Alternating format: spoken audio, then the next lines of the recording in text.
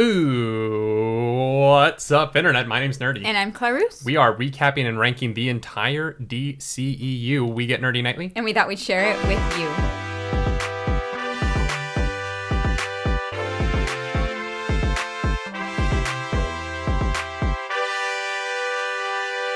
That is right. Welcome back to the YouTube channel where we're sitting down to have a conversation about the entire DCEU. And that is because if you're watching this on Patreon, it's a little bit early, but if you're watching this publicly, then tomorrow we are getting the Snyder Cut, the long-anticipated cut of Justice League that Zack Snyder is doing himself, finally, after the Justice League came out and underwhelmed. But we're going to get to that movie later.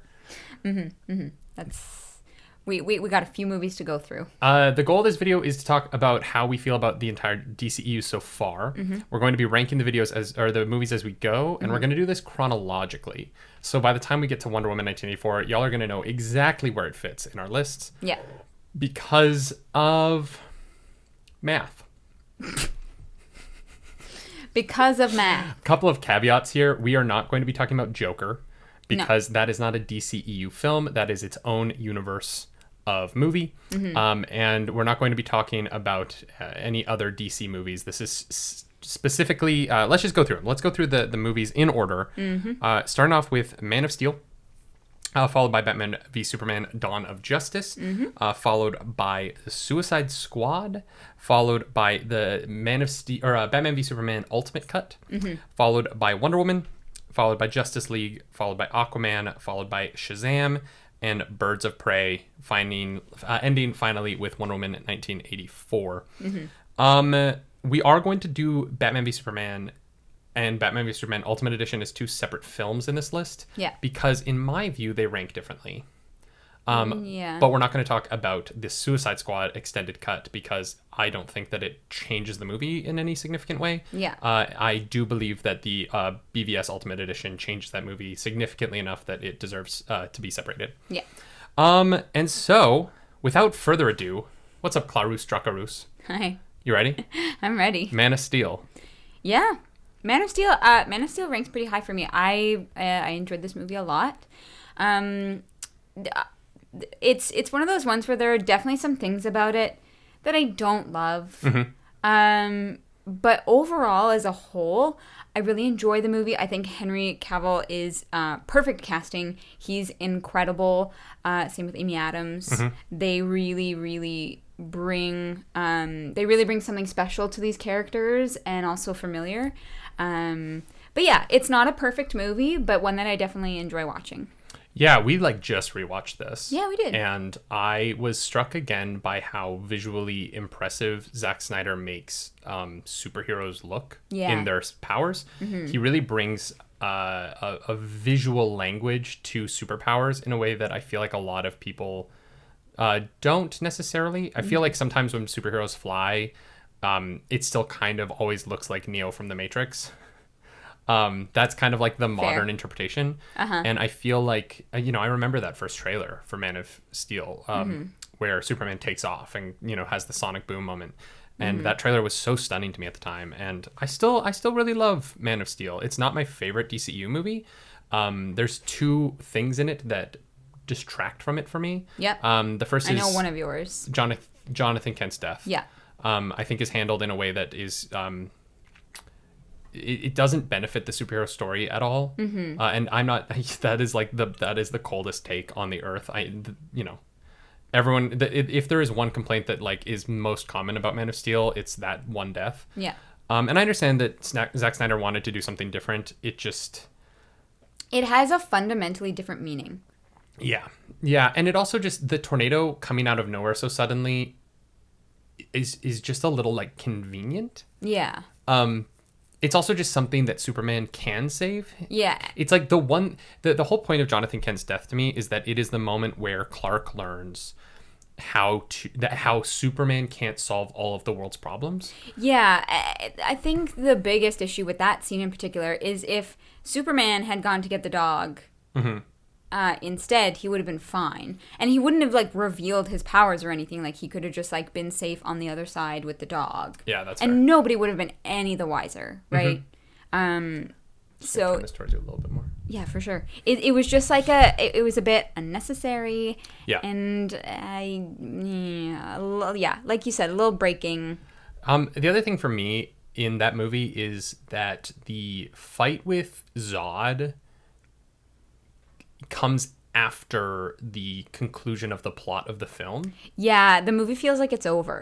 And then it's not. That's fine once, right? But then we're going to talk about Batman v Superman later, but Batman v Superman does the exact same thing. Mm-hmm. It like ends the plot of the film and then just introduces another big punchy fight. Yeah.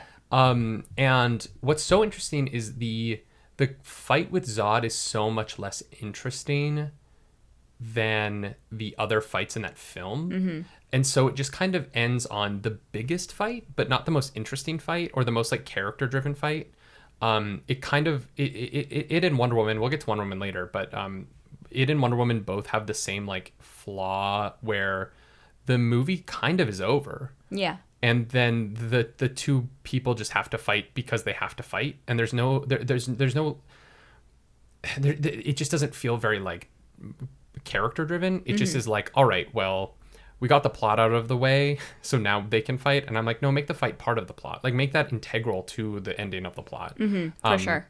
And so, you know, as much as I think Man of Steel is in some ways like a masterpiece, those are the two things that kind of... That final fight is also just so long. It's so long. It's like, so long. By the end of that movie, I'm kind of like, oh, phew. Yeah. Like, and I don't like feeling that way at the end. The one thing I did want to touch on is I know a lot of people have a problem with the fact that Superman kills Zod. I don't. I have no problem with that. And here's the thing. I don't either. I think that the way it's written and shot, like, he does not have a choice. You know, Superman doesn't suddenly just like become a murderer. It's in a moment he has a choice to save this family or not, and he chooses to save them. And I think that him killing Zod actually works really well, and I think it's great for character development because Superman can't always he can't be like an angel. In a sense, you can't always do the right thing. As much as that movie wants to portray him as Jesus. Yes, he's not actually Jesus. You know, there are difficult choices to make when people's lives are at stake. And I know. I just wanted to address it because I know a lot of people have an issue with it, but we don't. I think it works in the movie. So okay, where does this rank for you? What number out of 10? Out of 10, this one is number 3. Number 3.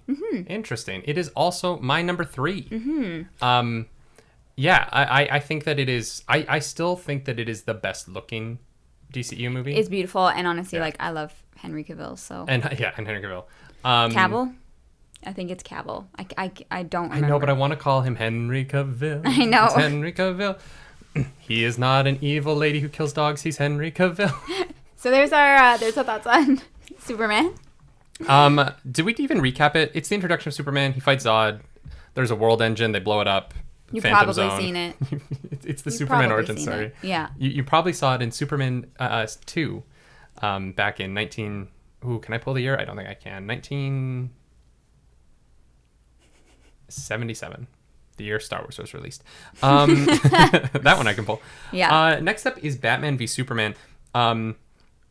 You know what? Actually, let's just read these Wikipedia descriptions. Batman v Superman, Dawn of Justice, 2016, is described as Gotham City-based vigilante Batman travels to Metropolis to preemptively combat Superman, fearing what would happen if the latter is kept unchecked, while another threat endangers humankind. That is not what happens in that movie.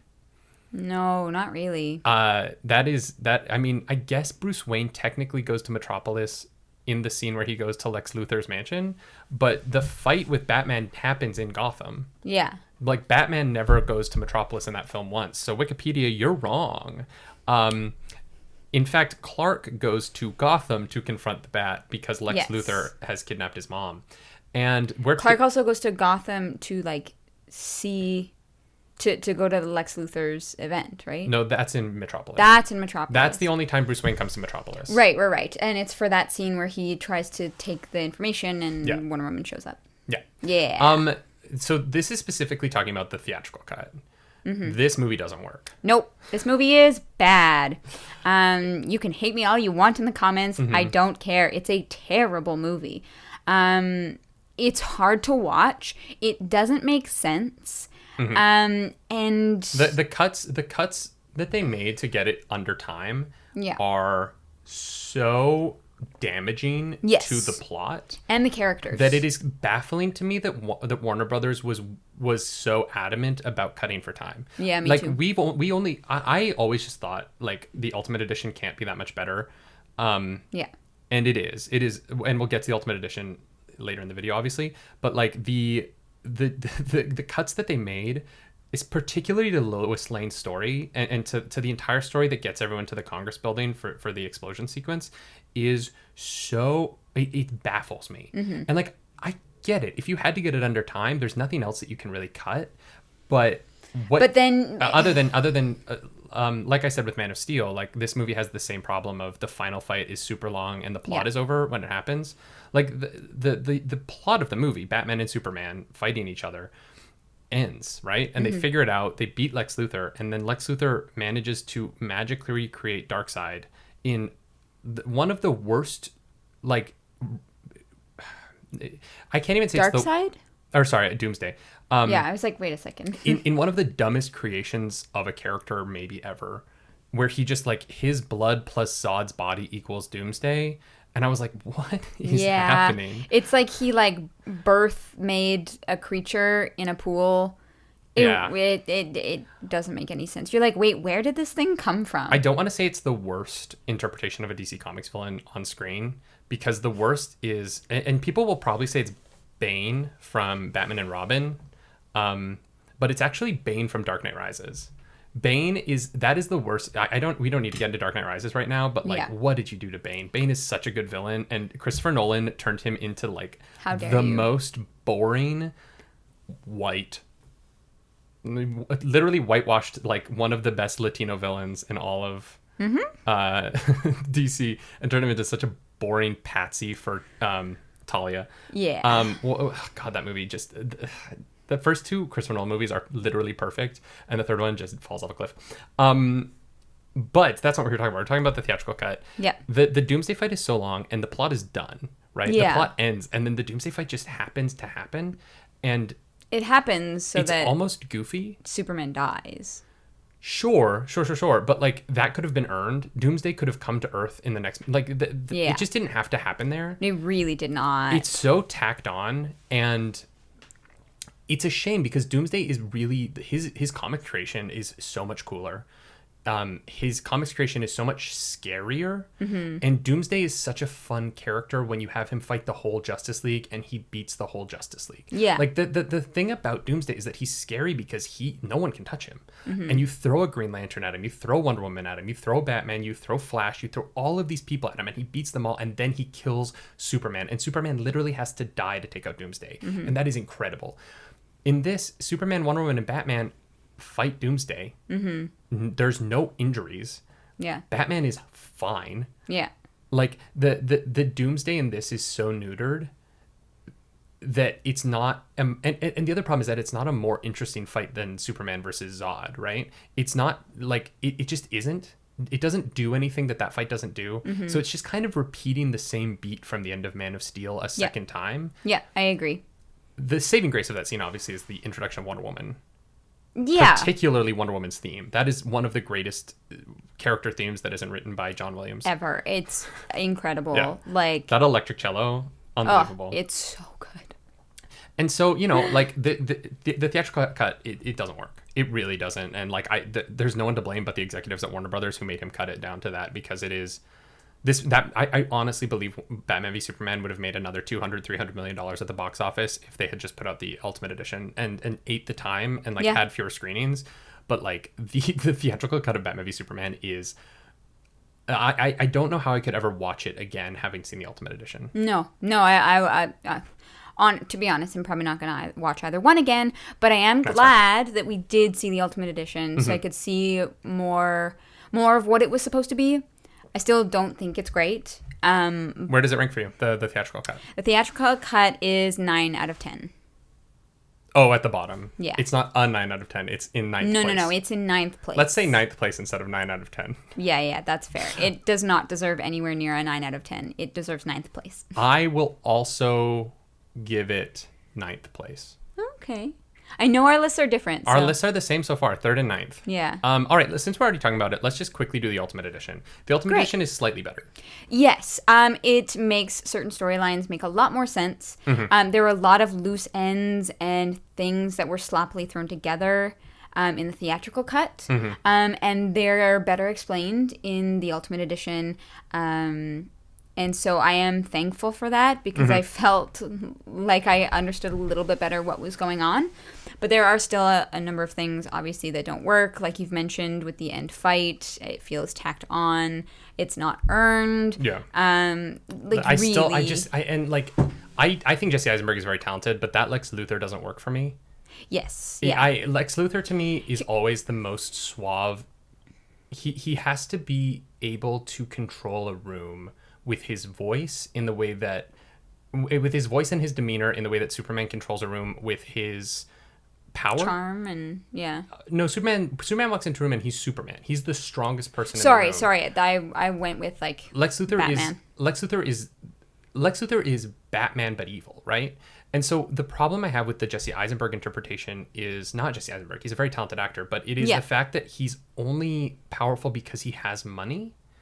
And that is less interesting to me. Like, Lex Luthor is the kind of character who can talk someone into doing something they shouldn't do, just by charming them. Yeah. And the Lex Luthor in that movie is so not charming, and he's kind of just creepy in a way that makes him kidnapping Martha and then writing, like, those, like, photos were gratuitous in a way that I did not like, and I was very uncomfortable. And then we saw Martha in the next scene, and she was, like, perfectly fine. And I was like, who cleaned her up? That's the other thing. Yeah, they literally write on her and take these Polaroids and then, like, wiped her off to burn her alive. That whole sequence is very odd. It makes no sense. Like, the way she's depicted on those Polaroids, she's gagged, she's been written on, she's clearly, like, been abused in a certain way, and then she's perfectly fine in the next scene. And you're like, who bathed you?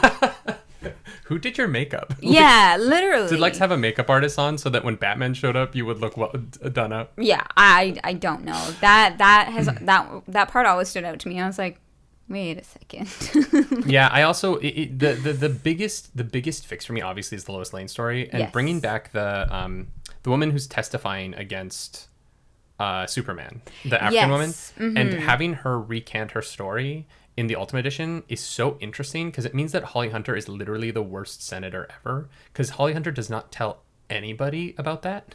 Yeah. And so it's just kind of like, God, Holly Hunter, Holly Hunter causes almost all the problems in the movie. You dropped the ball. Not Holly Hunter, the actress. She's a icon. No, but this senator... But her character is the dumbest. Yeah, you dropped the ball. You dropped the ball. You screwed up. Yeah. She also, like... Still might be the... Batman v Superman still... Not the opening sequence, the second sequence, the Metropolis sequence at the beginning of Batman v Superman, where Bruce Wayne is, like, running around in the dust clouds of the battle for Man of Steel, still might be the best opening, like, scene of any DCEU movie. Yeah. Yeah, that's pretty... Fair. That sequence is undeniably incredible. Like, it's... The way that they recreated... from a different perspective, the entire fight exactly from the last film, shot for shot, it's majestic. Yeah, it's pretty incredible. It's kind of a shame that I think that is the best scene in the movie, and I think that it's almost tough, like, because you start off so strong that everything else just doesn't live up to that moment. No, it just crumbles and falls apart. There's a lot of movies like that though, where they, like, come up with a legendary thing that, like, is just so good that it's hard to ever, like, do that again. And if it's not at the end of your movie, it's tough because you're like, oh no, you did your best thing first. Yeah. It's like if you're a band, you don't go on the, like, you know, like AC/DC doesn't start with Thunderstruck. Yeah. You know what I mean? Yeah. That's like the closer. You know, you want your big finale, your 11th hour. Like, yeah. 100%. You open with, like, the, like, third track off your latest album. Yeah. You know, the one people have listened to, but, like... Or, like, you know, the one that's, like, old but familiar, but still good. Yeah. You know? Not the banger. Like, but Batman v Superman starts with the banger. The best scene in that movie is Ben Affleck's reaction to Superman. Where does this sit in what number is this for you? What place? 8th. Oh, so you barely put it above. Yeah. See, that's interesting because this is in 6th place for me. Mm-hmm. This moves up over 2 films that we're going to talk to. In fact, we're going to talk about one of the movies it jumps over right now. The next film in this list is Suicide Squad, directed by David Ayer in 2016. Wikipedia's synopsis of this is: after the death of Superman, a secret government agency recruits imprisoned supervillains to execute dangerous Black Ops missions and rescue the world from a powerful threat in exchange for clemency. Wikipedia, that is not what happens in this movie. No. That's all wrong. In the wake of Superman's death, Amanda Waller, a secret government agency, fine. Sure, yeah. Forces supervillains who she has captured. Yeah. To execute a dangerous Black Ops mission to rescue the world from a powerful threat in exchange for created. 10 years off of their sentence. Yeah, literally. Also a threat that, like, she basically manifested. Not really. She did not know, because she doesn't even know that Sorceress is involved, or Enchantress is involved, right? Like, the Enchantress escapes and releases her brother, and then her brother is the threat. And so Amanda Waller doesn't know that Enchantress is involved until the tunnel sequence where... Sure, but it's still her fault. I don't blame Amanda Waller for Enchantress releasing her brother. No, but I blame Amanda Waller for forcing Cara Delevingne's character to become Enchantress, because it seems like she only becomes Enchantress when she calls on Enchantress. No, because the only time she escapes to cause the problem is in the hotel room scene when Amanda Waller is not there. Yeah, but this is all, like, driven, like Cara Delevingne is like, don't make me do this again. I don't want to do this again. The Enchantress would have gone out and done that no matter what. Here's the thing. It seems like Cara Delevingne has some control over whether or not this happens, and the fact that that is not the case is very confusing about this movie. But in the hotel room scene, she's asleep when Enchantress takes over. She's not, like, fully conscious. Yeah, I guess so. In the scene that sets off the plot of this movie, she is not fully conscious. She does not say Enchantress. She's, like, asleep and she's like, Enchantress. In, like, her sleep. But it's not intentional on her character's part. But it's not Amanda Waller's. Amanda Waller thinks she's in control and she isn't. Yeah, but I feel like and maybe this is just me totally inferring, but I feel like that happens from, like, the stress of, like, Amanda Waller, like, bringing her to, like, what is it, the White House, the Pentagon, the Pentagon, I guess, and, like, kind of, like, showing her off as, like, this weird thing, like it's maybe it's just because it has to be in, like, the context of a movie, and it seems like all these things are connected, but that feels connected to me, and I blame Amanda Waller. That's fair. I mean, you can blame Amanda Waller for everything that happens afterwards, right? Except Joker's responsible for some of it. But let's talk about this film. Enchantress makes a skybeam. The Suicide Squad has to stop her. It doesn't really make sense how that group of people could stop her. No idea. I literally was watching this movie. I was like, how the hell do they have a chance? Like, there are versions of Suicide Squad that could take out Enchantress, right? Like, if Killer Frost had been there. Like, there are members of Suicide Squad who are a little bit more powerful, and would stand a better chance against Enchantress. But, like really, what is Captain Boomerang going to do against Enchantress? Like, yeah, literally. I was like, what are you doing? The movie has to go so far out of its way to make Harley Quinn the one who takes her down. Yeah. And it's unfortunate that it happens that way, because they, like, really use Katana, who's such a great character in the comics. She gets nothing in this movie. Literally nothing. Like, I was like, oh, this is, like, a less good version of The Boys. The Boys. What's her name? From The Boys?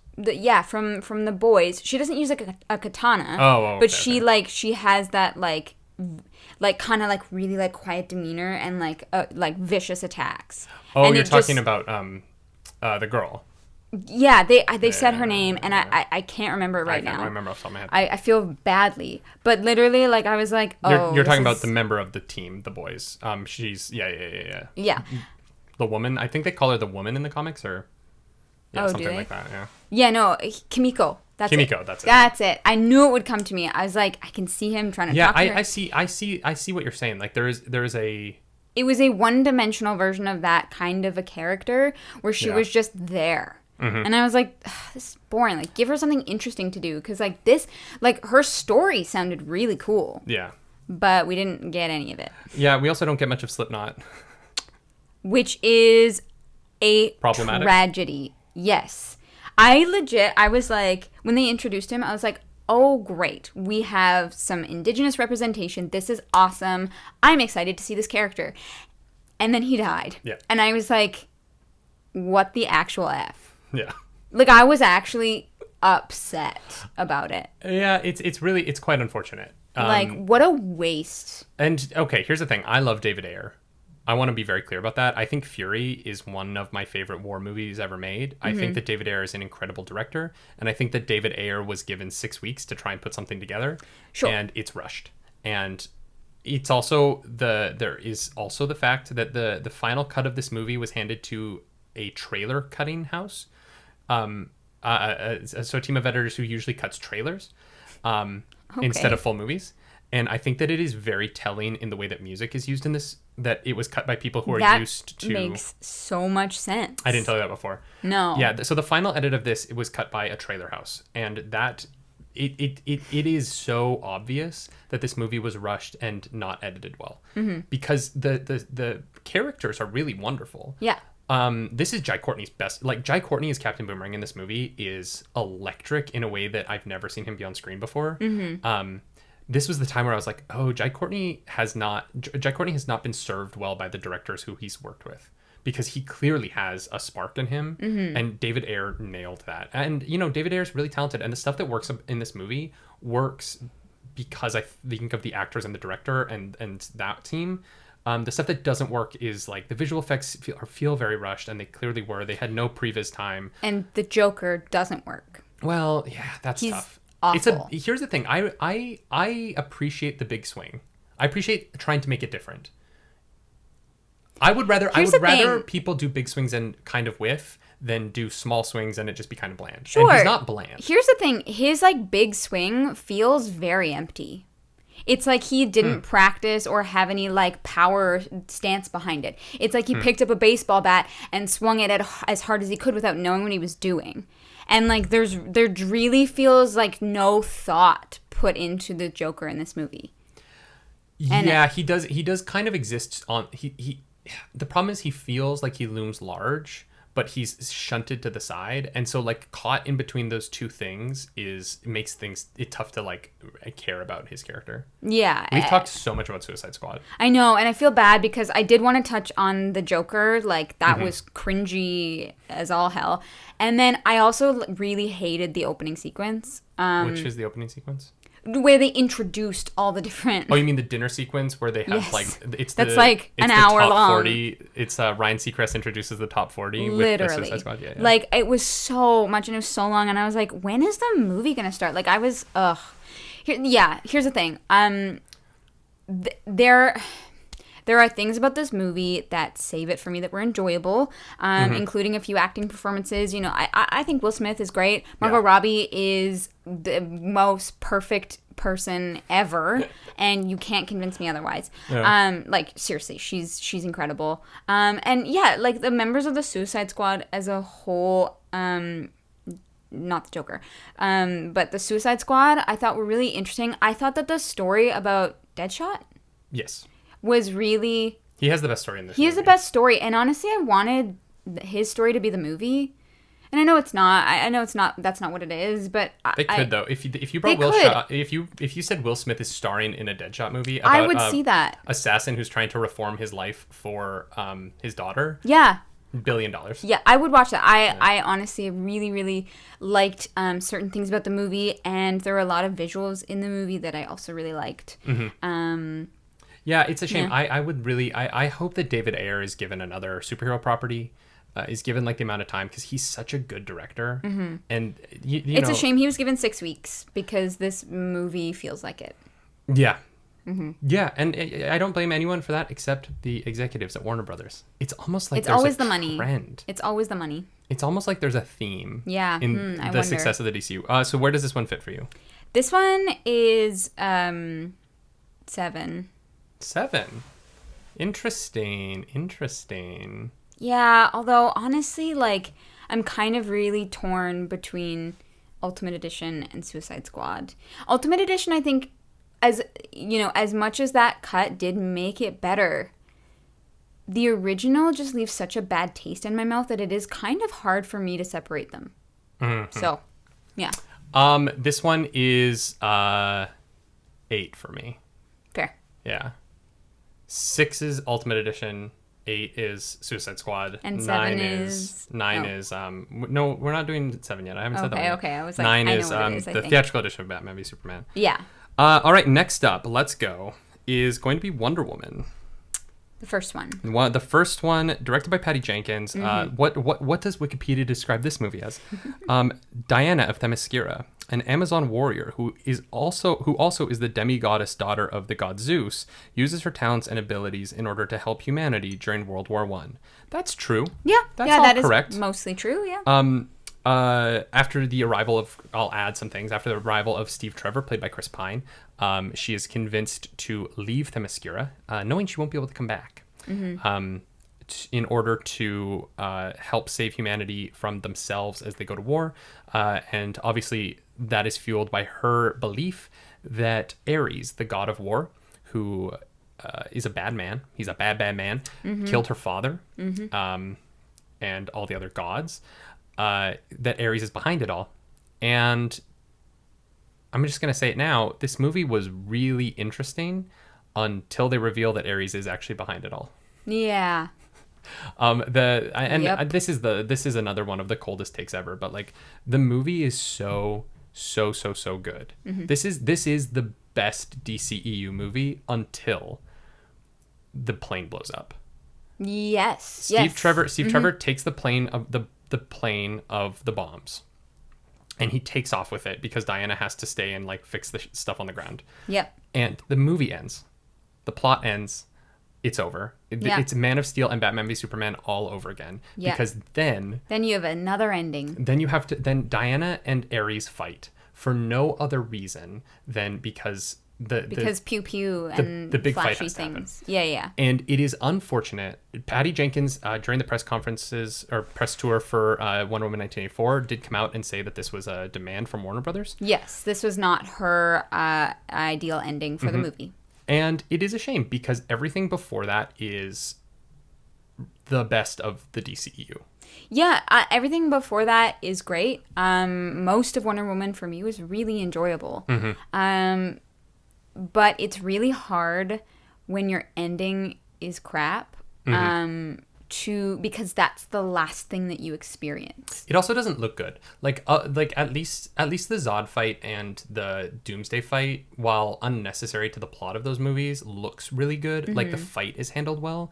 Wonder Woman's Ares fight, that whatever that red dust cloud that suddenly appears for that fight is so garish. Yeah. I remember being in the IMAX screen in New York and looking at it and just being like, why?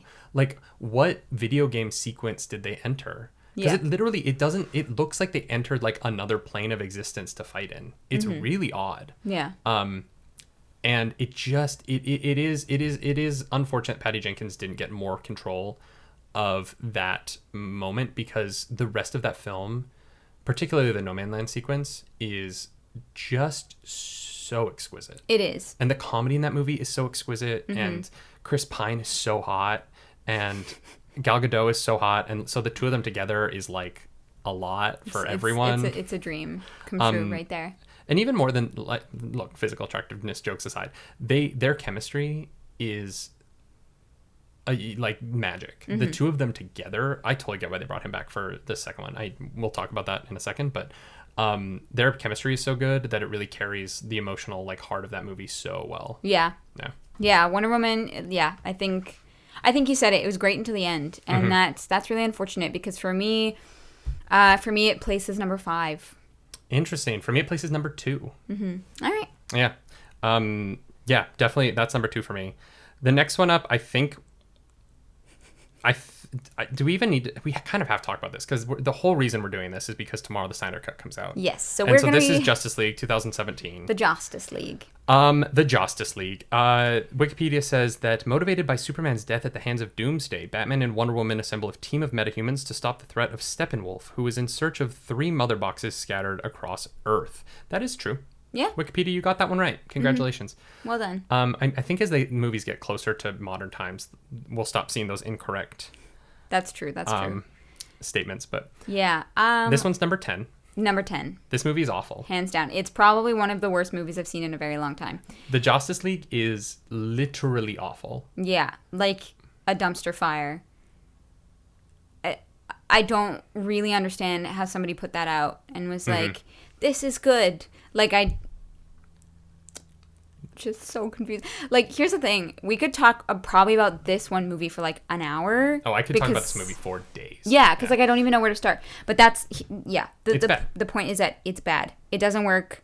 The It's characters sexist. are all awful. Yeah, like apparently they cut all the apparently Joss Whedon cut all the people of color out of the movie, so it's also racist. Yeah. Like there's really nothing redeeming in this film no, for me. it's bad. I think we can both agree that it's last place by far. Yeah, it's unfortunate. I'm the kind of person who goes and sees these movies multiple times in theaters. Mm-hmm. I saw Endgame in theaters like 7 times. Shocked. I saw Justice League in theater once.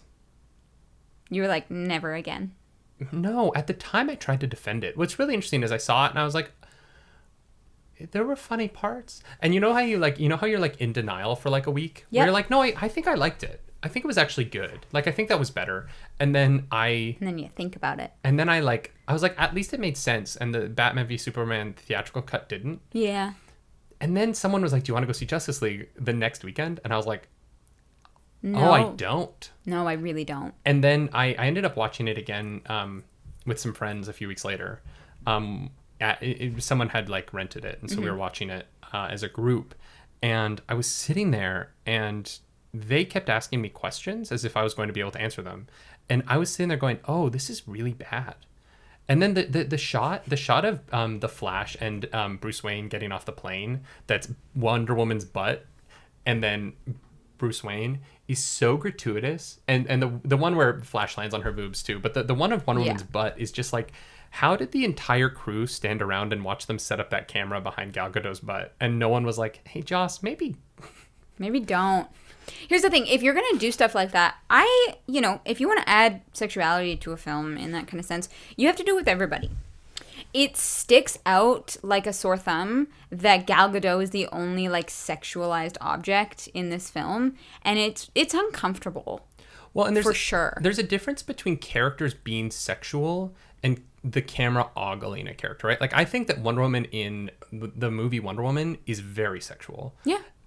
Especially with Chris Pine, and he's very sexual, but it's because their characters are sexual, and it's like sexuality derived from their characters interacting with each other within like the human discourse of sexuality. Mm-hmm. Whereas in Justice League, it's very voyeuristic and like, I want to look at your body. Yeah. Not like I want to experience your intimacy, which I think intimacy is really important in film. Mm-hmm. I don't think like boob shots and butt shots are necessary. No. If you're making like a teen beach movie, whatever, like we all know what we signed up for, but like, it's Justice League, and Wonder Woman is like a female icon, and like Joss Whedon can screw you. Yeah. Honestly. Well, for so many reasons, right? So many reasons, but like when we watched that together, I was like, I turned to you and I was like, what am I watching? I know. It's bad. It's just a bad movie. And I'm very curious to see how different it's going to be tomorrow. Next up, that one's number 10. Yeah, number 10. Aquaman, 2018. Just to be honest, just to be very honest, Aquaman is my favorite superhero. I was raised on the Peter David Aquaman run from the 90s. Mm-hmm. I adore this character. He is my favorite. He's one of my favorite characters across all mediums. I love Aquaman. Mm-hmm. And so I'm going to be very blunt and say that Aquaman is my number 1 DCEU movie. Is it biased? Probably. Is it a perfect film? Yes, it is. I will hear no contradictions to that. Just say your number and let's move on. I'm kidding. For me, it's number 4. Here's the thing. I know a lot of people don't love Aquaman. And I can see why, but I have a lot of respect for the artistic choices of it and how things were shot, and just like what James an incredible visual feast that movie is. The creative choices of it. Jason Momoa can get it any day. Like he's incredible on all fields. The story was interesting. It wasn't it wasn't super complicated. Like there's themes, a lot to it. There's a lot to it, but I mean the themes in it were not super complicated. But I did. No, I mean a lot as in like this. There is a lot that happens in the movie. Yes. The movie is a lot. Yes, and the movie does feel a little bit long. Can I be honest? I will say. The movie to me feels like they didn't think they would get a second one, and so they were like, you know what? We probably aren't going to get a second one. Yeah. So let's put everything every Aquaman fan has ever wanted to see. Yes. In exactly comic book accurate costumes. We're going to give you fishes. We're going to give you mer people. We're going to give you crab people. We're going to give you whatever Julie Andrews is playing. We're going to give you Mary Poppins as a giant 400-foot tall sea beast. Yeah. We're going to give you literally everything. And so as a person who just loves Aquaman so much, I was like, yes, this is what I wanted. This is exactly what I wanted. And that's why Patrick Wilson as Orm, brilliant. Yahya Abdul-Mateen as Black Manta, brilliant. Yeah, I really understand why Jimmy this Woo is in this movie. Number one. Oh yeah, Jimmy Woo. Love me some Park. Jimmy Woo. The fabulous Randall Park is in this movie. Yeah. I love the idea that he could be a good guy in the MCU and a bad guy in the DCEU at the same time. Yeah. Good for Randall Park. Yeah, Make that love money, that. baby. Make that money. Yeah. Yeah, it's number 4 for me.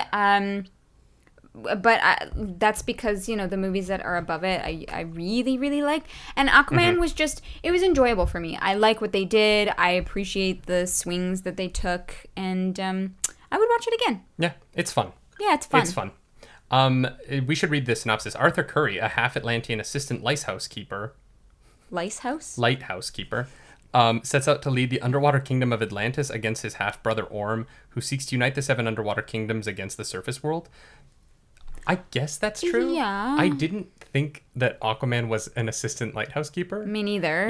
At no point does he ever assist in the keeping of the lighthouse. No. He's just the son of a lighthouse keeper. He is the son of a lighthouse keeper.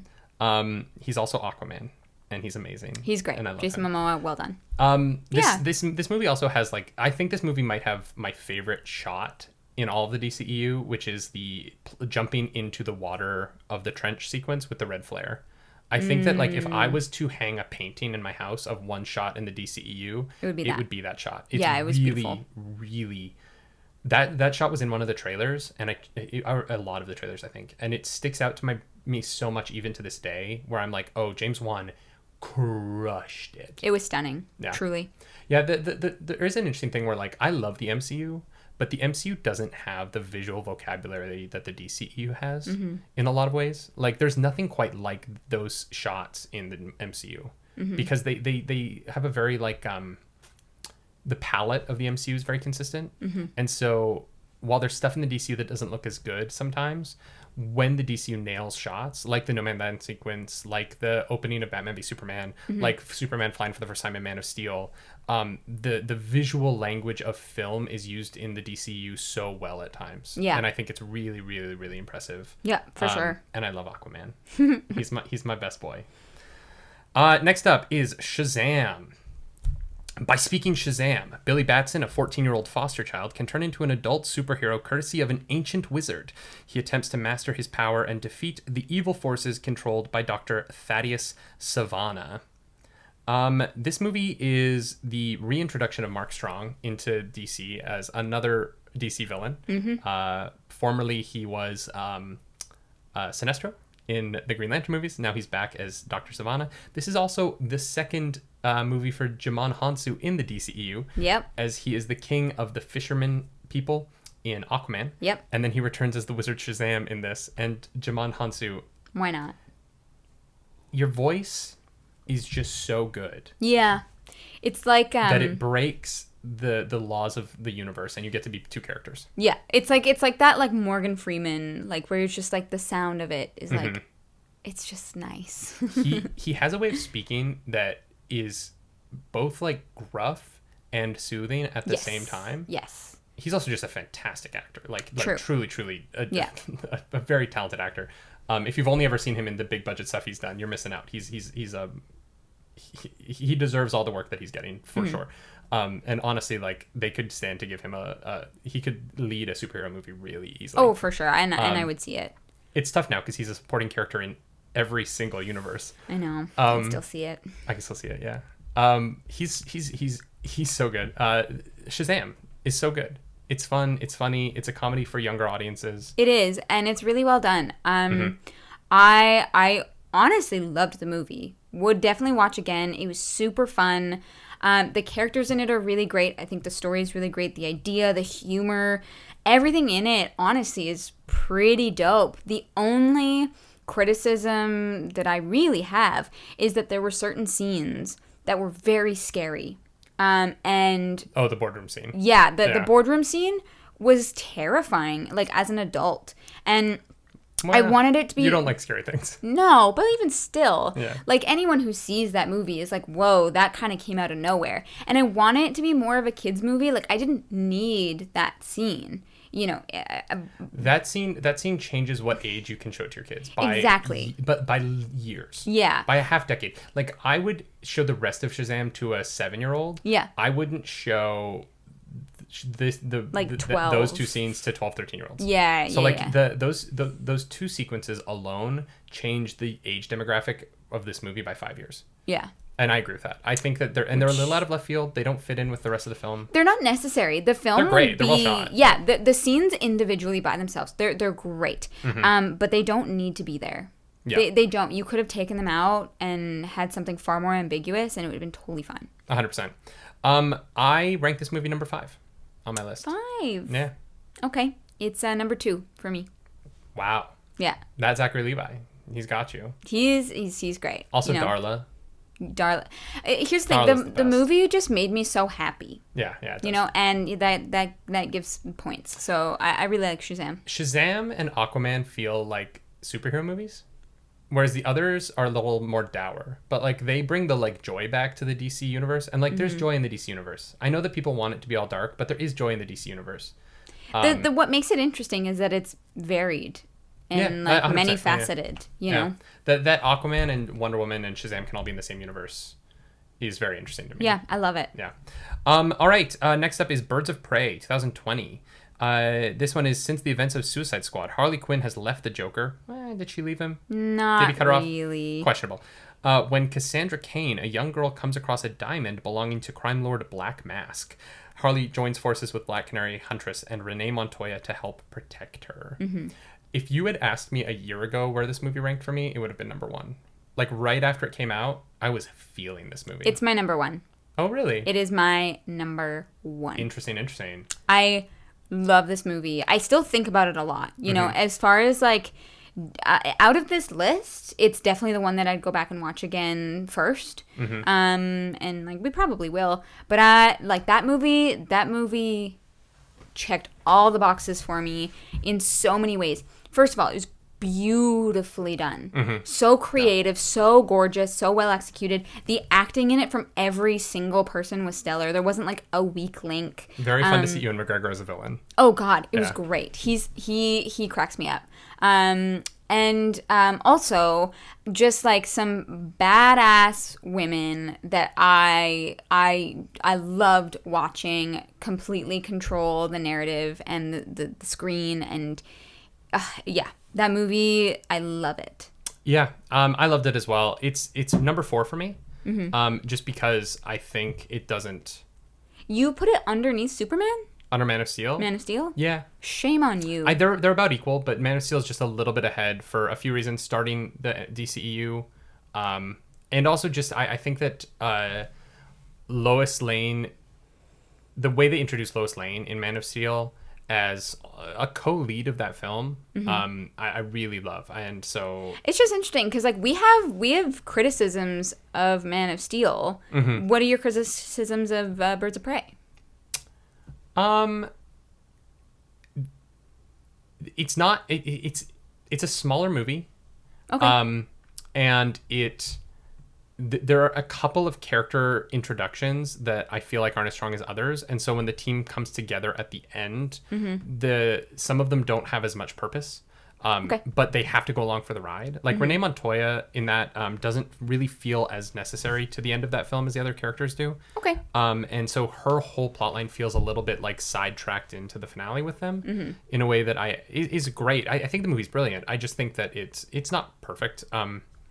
It's just very, very, very, very, very good. And it's just tough. Like, honestly, the top 5 for me, everything from Aquaman to Shazam to me are all movies that I love. So, like, the order of the top 5 for me doesn't matter.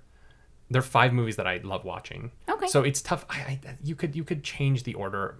You know what I mean? Like, it's not like it's like... That's fine. I was just wondering... You could ask me tomorrow, and those 5 could change. Yeah. The bottom 5 can't. The bottom 5, I have a reason why they're in the spot that they're in. Yeah. The top 5 are like... I love Aquaman, so he kind of beats Wonder Woman. I don't know if that movie's better than Wonder Woman. I just love Aquaman more than I love Wonder Woman. Yeah. So, like, it personally... But, like, I don't know that it's a better movie. You know what I mean? Yeah. So that's what's tough about it. The top 5 for me are they're all just great. They're all movies I would watch any day. All right. That's fair. So, yeah, I put it at 4. I don't know. I think Man of Steel... There are just moments in Man of Steel that are so... They're shot so well that they transcend its problems.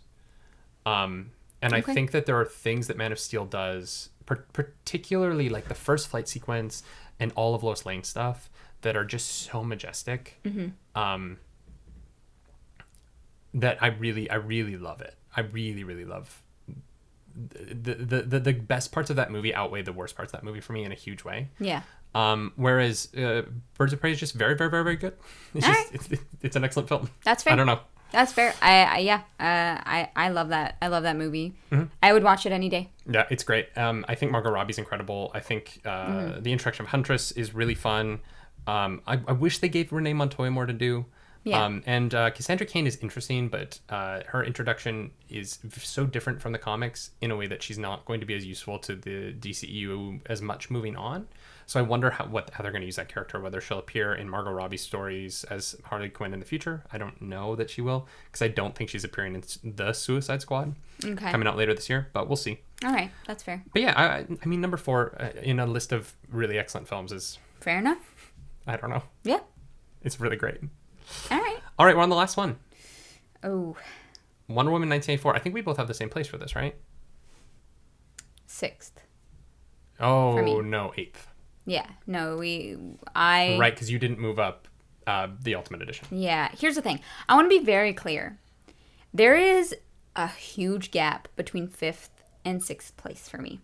Like, 5th place, I have Wonder Woman, which I would be like, you know, I would give it like a B plus, you know, the ending. But the movie overall as a whole, great. Wonder Woman 84 is like D.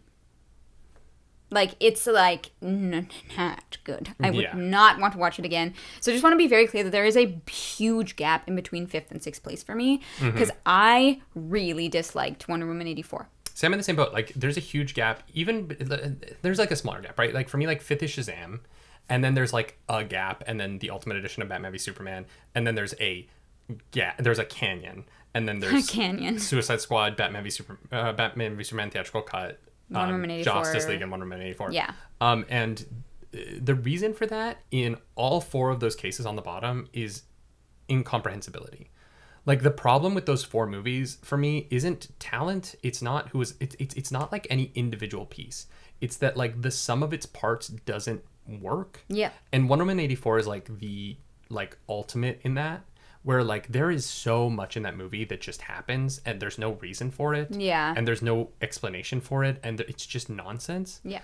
And that's why it's number 8 for me. It is literally nonsense. Yeah. And the movie is nonsense and it's cringy.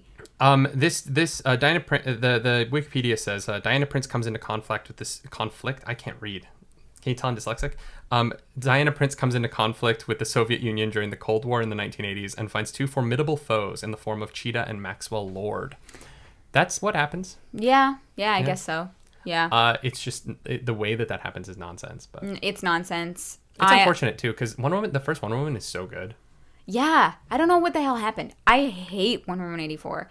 We have a 40-minute spoiler review of it up. So if you want our full thoughts on that movie, if you want to watch us literally like I had hair back then, pull our hair out. Yeah. You can watch that whole video. But I think you touched on one of the biggest points is that it doesn't make sense. It is utter nonsense. The second point is that Steve Trevor comes back and inhabits another man's body, and it's never talked about. They have sex, and Wonder Woman basically rapes a guy who is unconscious or maybe still there and watching, and or like then his soul might be in hell.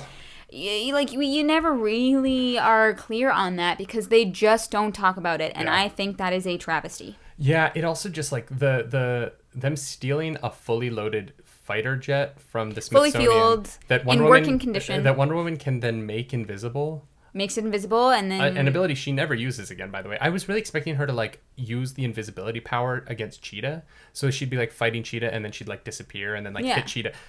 You'd think that would be very useful. Because it would be like, oh, to get around your cat senses, I need to become invisible. I was like, oh, that would be really smart. No, it's just a gimmick. The fight against Cheetah looks so bad. It's awful, and her the like CGI, lassoing the lightning is bad. The CGI is bad, which is so. The flying makes no sense. I'm like, what? The fact that she keeps pumping her arms, even though she's moving at a consistent speed, is so odd. And like, there's noises as if she's speeding up, but her speed doesn't change. Yeah, it's weird. The one shot of her running through DC. There was one shot of her speed running through DC where the CGI looked like the old Wonder Woman TV show. Yeah. I was literally like, girl, no. Y'all, just call whoever's making the Flash TV show. Like, come on. Like, we should have speed running down now. Yeah. At this point, you should. And here's in the a thing. post-Civil War world, like Captain America Civil War, you can't get away with that. No. You can't get away with bad speed running. And it sucks because Gal Gadot is better than this. Pedro Pascal, better than this. Yeah. That movie did not do anyone justice. It's a shame. It's a shame because it really... There was this idea that Wonder Woman was going to be like the anchor of the DCEU, where Batman v Superman had kind of failed financially. Wonder Woman was like a huge financial success. Yeah. And then Wonder Woman 1984 comes out and is received somewhat well at first. Yeah. Critics seemed to like it until everyone saw it, and then critics turned on it. It was very odd. Yeah, and then people actually started talking about it, and they're like, wait a second. Yeah, our thoughts are online. It's number 8 for me. I think it is better than the Justice League, and it at least is like a finished film, unlike the theatrical cut of Batman v Superman. Yeah. But it's only better than those movies because they're incomplete messes, whereas it's just not good. Yeah. I'm sorry, Patty Jenkins. I love you, and I'm so excited for your Star Wars movie. It's not you, it's me. I think. Please, if we dissed your movie in this, please cast us in the future. I know you won't, but. Well done. Yeah. So should we just recap in order? All right, you start number 1. You go down. All right. So my number 1 is Birds of Prey, followed by Shazam, Man of Steel. Okay. Oh God, what's number 4?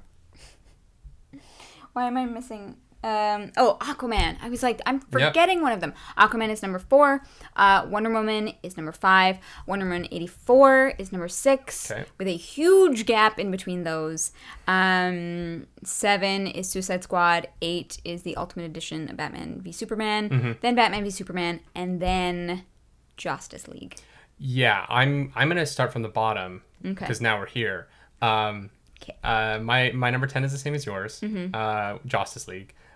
Number 9, same as yours. Batman v Superman theatrical cut. Then Wonder Woman 1984. Then Suicide Squad. Then the Ultimate Edition of Batman v Superman, which I liked more than you did. Yeah. I don't love, but I liked it better. I could watch that again. I would never watch the theatrical cut of Batman v Superman again, but I would watch the Ultimate Edition again. And then so that's the bottom 5. I think our bottom 5 and our top 5 are the same. No. Our bottom 5 are different. No, but I mean like the bottom 5. Oh, the separation of the two. Yes, 110%. And then top 5 obviously is going to be Shazam, Birds of Prey, Man of Steel, Wonder Woman, and my boy Aquaman. So here's the reason we're doing this is because the Snyder Cut comes out tomorrow. Currently, Snyder Cut is sitting at 75% on Rotten Tomatoes, which is okay. It's fine. Like, it's not amazing. I'm very curious to see what we think about it. Yeah. But we're gonna reveal tomorrow during our spoiler chat on YouTube. We're gonna reveal where it fits into our list. Yes, we will. So heading into tomorrow, I want you to predict where it's gonna be on your list now, and we'll compare it to our spoiler chat tomorrow. Oh boy, I am really hoping that it takes the number 6 slot. I hope it's better than like Wonder Woman and Wonder Woman 84 and Suicide Squad and all that. I don't know. I'm very nervous. I don't think it's going to be better than... It might be better than Wonder Woman for me if they really blow me out of the water. But right now I'm just kind of over it all. Like the marketing behind it, the Snyder boys who are just viciously being trolls online. Or they're probably not being trolls. They probably are genuine, which makes it worse.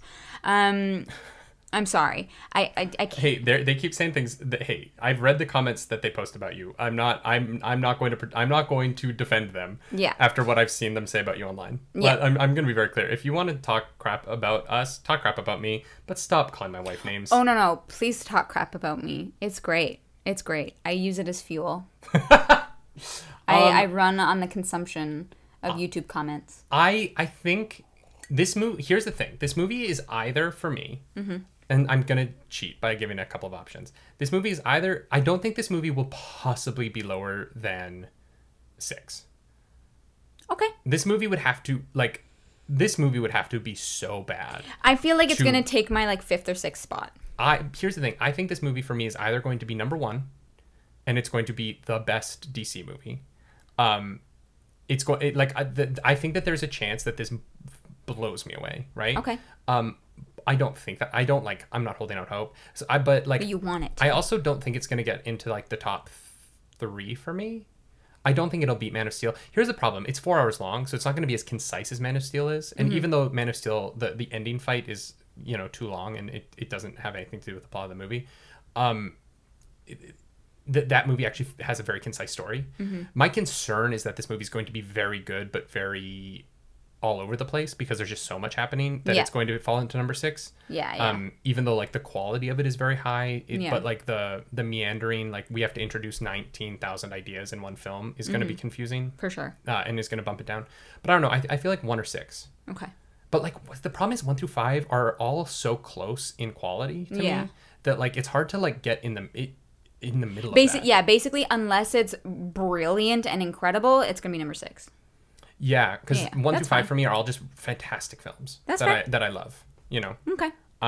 Yeah. Well, we are going to talk about this as soon as we watch it, and we will put out a chat on it, so you can hear our thoughts. And this is a new format for these videos, so let us know what you thought of the video, and if you're listening to this on the podcast feed, because we're going to put up there as well, rate 5 stars on the podcast feed. If you're watching this on YouTube, subscribe, and hit that notification bell, because then you won't miss the spoiler chat tomorrow. Yep. For that, we will also have a spoiler chat on Friday for the first episode of Falcon and the Winter Soldier, and a spoiler chat for the first episode of Invincible when that drops on Amazon Prime. So we got plenty of spoiler-filled content coming your way. Yes. You can watch our live morning show Monday mornings at 10 a.m. Eastern over on twitch.tv/nerdynightly. That's where I play the video games. Currently nuzlocking every single Pokemon game in release order. That's 35 games in 1 year. I'm near tears, and I'm only on the second one. What's going on with you, Clarus? I'm over at twitch.tv/ClarusDracaris. Yes, right now, I'm finishing Pokemon Emerald. I've got a new build in Skyrim where we're playing as Brienne of Tarth. And I think I'm going to start a Witcher 3 playthrough soon, so make sure you come check that out. We're also going to go take some photos of you as Triss Marigold. We have a nice little cosplay photo shoot coming. If you're in the Patreon, patreon.com/nerdynightly. As always, thank you to our patrons. We couldn't do this without you. You keep the wheels on this bus. Make sure the kids get to school on time. And as always, my name's Nerdy. And I'm Clarus. Do something nerdy tonight. Bye.